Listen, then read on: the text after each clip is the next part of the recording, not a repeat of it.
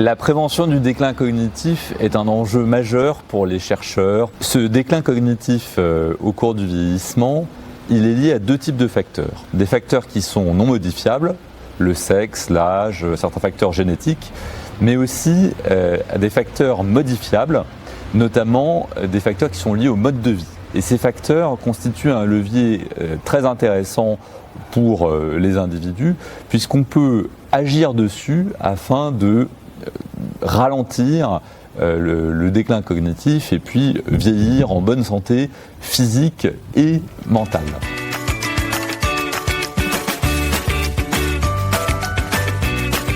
Quelle est la place de l'activité physique dans la prévention du déclin cognitif? En réalité, il existe un certain nombre de liens entre la santé physique, entre les jambes et le fonctionnement cognitif, la tête. Pourquoi? Je dirais essentiellement pour trois raisons. La première chose, c'est que la composition corporelle est associée au déclin cognitif.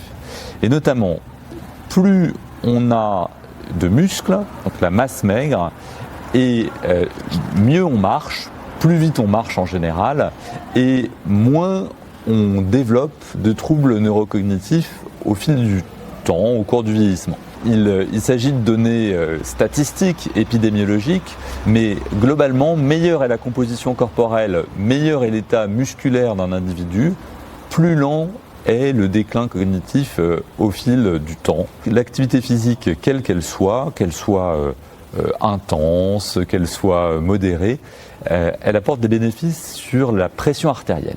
Et la pression artérielle, c'est un déterminant majeur de l'évolution cognitive. Parce qu'on peut abîmer son cerveau en faisant des infarctus cérébraux, des accidents vasculaires cérébraux, quand la pression artérielle est trop élevée.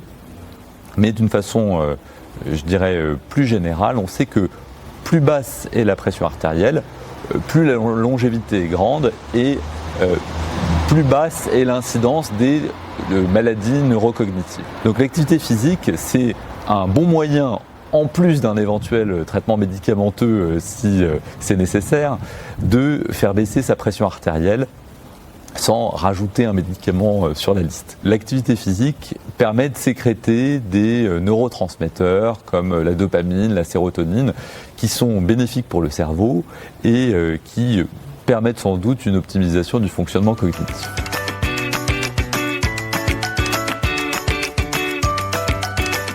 L'activité physique permet d'obtenir des résultats qui sont assez spectaculaires sur la prévention des troubles neurocognitifs majeurs, que ce soit la maladie d'Alzheimer ou des maladies apparentées.